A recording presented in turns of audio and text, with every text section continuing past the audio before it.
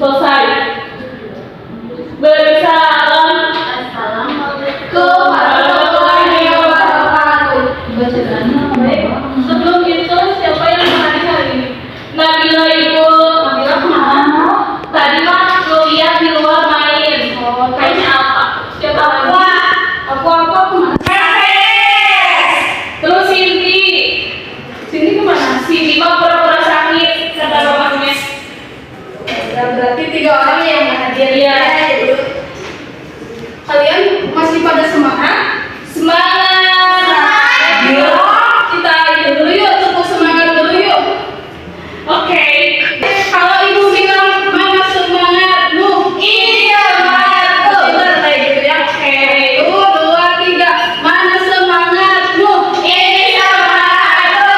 Mana semangatmu? Ini semangatku. Mana semangatmu? Ini semangatku. Tepuk semangat.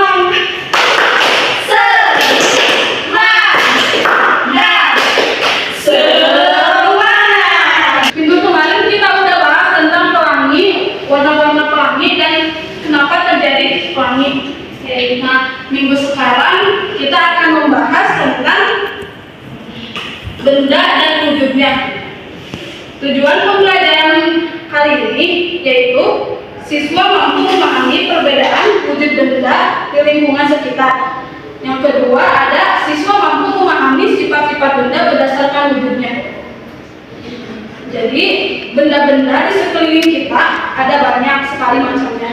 Ada yang asalnya dari makhluk hidup, ada yang buatan manusia atau benda tak hidup. Berdasarkan bentuk, sifat, serta penyusun partikelnya, seluruh benda di sekitar kita ini bisa dibagi ke dalam 3 kelompok, yaitu ada yang tahu? Benda mati. Nah, kurang tepat Nabila. Benda cair. Aku benda padat. Terus Benda cair. Kan udah besar.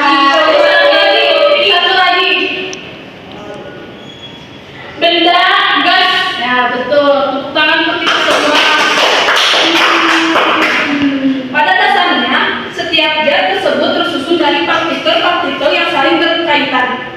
Partikel ini ukurannya sangat kecil sehingga tidak bisa dilihat dengan mata telanjang. Semua benda mempunyai kesamaan atau ciri-ciri, yaitu memiliki massa, volume, dan menempati ruang. Yang pertama ada massa. Banyaknya bahan penyusunan yang terdapat dalam benda, massa dapat diukur menggunakan timbangan dan lain sebagainya.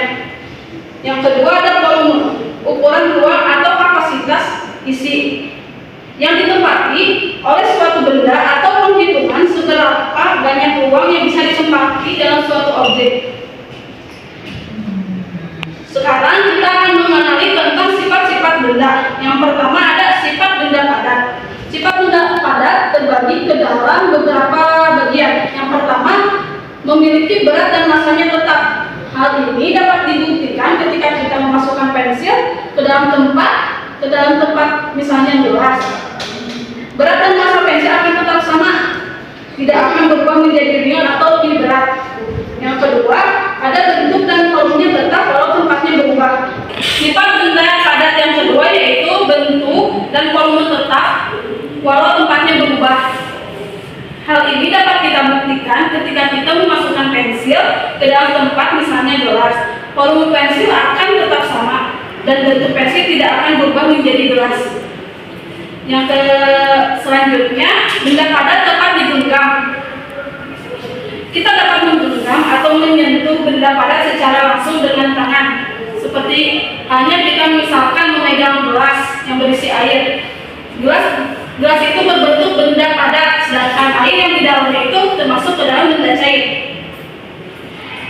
Contoh-contoh benda padat yaitu yang pertama ada kayu, ada plastik, ada kain, ada batu, ada kaca, ada besi, dan tanah. Yang kedua ada sifat benda cair. Kalian tahu nggak sifat benda cair itu ada apa aja? Nggak tahu.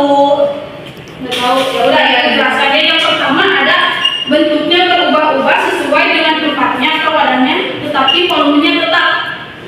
Hal ini dapat kita lihat ketika kita memasukkan air ke dalam wadah yang berbeda. Air akan berbentuk seperti mangkuk jika kita pindahkan ke dalam mangkuk, dan berbentuk seperti botol jika kita pindahkan ke dalam botol. Namun, volume atau jumlah benda cair tidak berubah meski wadahnya bisa kita ubah-ubah. Yang kedua,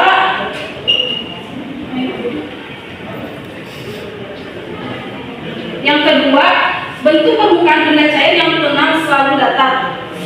Bentuk permukaan benda cair yang tenang berbeda dengan bentuk cair yang bergejolak.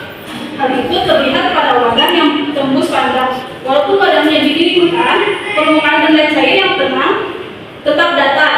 Bagaimanapun cara kamu mendirikannya, permukaan benda cair yang tenang selalu datar. Yang ketiga, sifat benda cair yaitu benda cair mengalir dari tempat tinggi ke tempat yang lebih rendah. Contohnya seperti apa?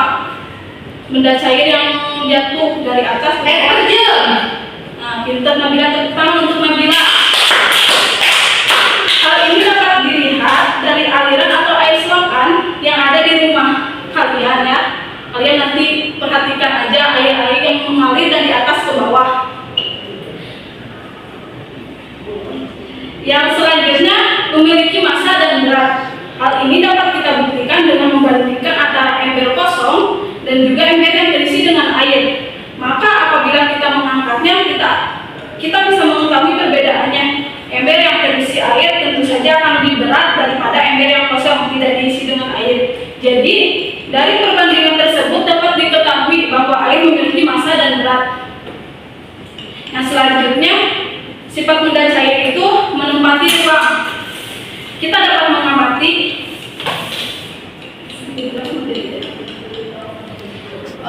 yang selanjutnya yaitu dapat melarutkan beberapa zat. Kita dapat mengetahui sifat ini apabila air dimasuki garam maka akan terasa asin setelah kita mengaduknya. Dan apabila kita mengaduk-aduk gula maupun garam maka wujud zat yang dimasukkan gula atau garam tersebut akan perlahan-lahan menghilang dan melebur menjadi rasa. Selain rasa, kita juga bisa memperhatikan melalui warna. Saat kita menambahkan zat warna ke dalam air, maka air yang semula berwarna jernih akan menjadi keruh karena lelehnya zat warna tersebut. Contoh benda cair, kalian bisa nyebutin nggak contoh benda cair apa aja?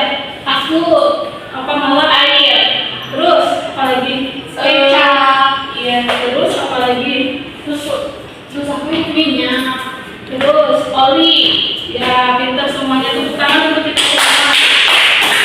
Ya, betul itu yang sudah disebutkan sama kalian ya. Itu contoh benda-benda cair. Yang terakhir ada sifat benda gas. Yang pertama mengisi seluruh ruangan yang ditempati. Hal ini dapat dibuktikan saat meniup balon dengan memasukkan ke dalam udara ke dalamnya. Semakin kuat meniupnya, semakin banyak pula udara yang masuk ke dalam balon tersebut. Hasil balon tersebut akan mengembang. Itu menjadi bukti bahwa udara telah memenuhi seluruh ruangan yang ada di balon tersebut. Yang kedua yaitu menekan ke segala arah. Dapat kita buktikan ketika kita meniup sebuah balon atau kantong plastik, maka balon atau kantong plastik tersebut akan mengembang ke seluruh arah. Itu karena balon atau kantong plastik itu tertekan oleh gas yang menyebar saat ditiupkan. Yang terakhir ada sifat benda gas memiliki massa dan berat. Meski kasat mata, benda gas memiliki massa atau berat. Sebagai contoh, beban motor yang sudah diisi udara akan lebih berat ketimbang ban motor yang kempes. Contohnya kalian tahu nggak contoh dari benda gas itu kayak gimana? Atau apa? Balon. Terus apa lagi selain balon? Basikil. Terus apa lagi? Gas LPG. Ya betul. Terus udah. Ya contohnya ada uap, awan, udara, dan asap dan yang lainnya.